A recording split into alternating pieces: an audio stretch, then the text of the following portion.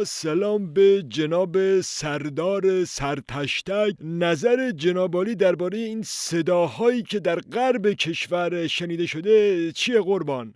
اولا همونطور که امان فرمودن، نه غربی نه شرقی، فقط سماور برقی. ثانیاً کدوم غرب کشور؟ مگه کشور ما اصلا غرب داره؟ همه رو دادیم به چین رفت، غربی نمونده اصلا.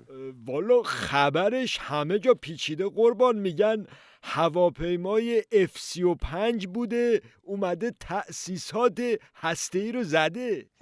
هواپیما بیا تأسیسات هسته‌ای ما رو بزنه، ما همینجوری بشینیم نگاه کنیم؟ شما بفرمایید، ما چغندریم دیگه. اقتدار سپاه به حدیه که میتونه پشه رو روی هوا نعل بکنه. بعد هواپیمای F-35 بیاد ما نبینیمش؟ مگه شما ندیدید ما با اون هواپیمای اوکراینی که میخواست به کشور تجاوز کنه چی کار کردیم؟ هواپیماش رادارگریز بوده، نامرئی بوده. رادارگریز؟ گرفتی ما رو.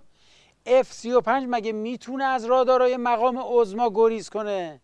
بنده خدا، مقام عظما رادارهایی داره که میتونه یک تار موی بدحجابه رو کف خیابونهای تهران ردگیری کنه، دستگیرشون کنه.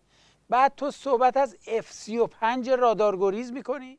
خب پس بالاخره این صداها صدای چی بوده سردار؟ بابا همه شنیدن. من چه بدونم صدای چی بوده؟ مگه هر جایی یه صدای در بیاد ما باید بیام جواب بدیم؟ لابد رعد و برق بوده. قربان زده سایت مایت هامونو ترکونده، پدافندمونو ترکونده. رعد و برق مگه از این کارا میکنه آخه؟ نکنه حاج محسن فخری زاده رو هم رعد و برق زد املت کرد؟ بابا چی میگی تو؟ سر ما رو خوردی. یه خورده آزادی بهت دادیم پررو شدی ها. ما میگیم رعد و برق بوده، تو هم بگو رعد و برق بوده. ماستو بمال روش دیگه. قربان اقتدار نظام چی میشه پس؟ ما قرار بود یه جاهایی رو با خاک یکسان کنیم، این که نمیشه که. اقتدار ما سر جاشه.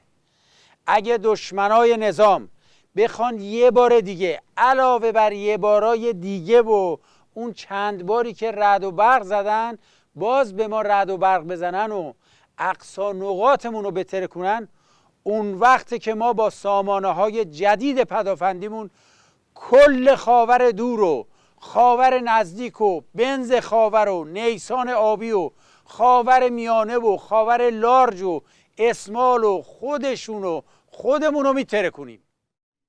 سامانه پدافندیمون کجا بود سردار؟ زکی اینو آقای رئیسی رفته کرملین یه جفت خوشگلشو برامون خریده. این سامانه آفندی، اینم سامانه پدافندی. حالا هواپیما بیار ببینم میتونه از رادارش گریز کنه یا نه.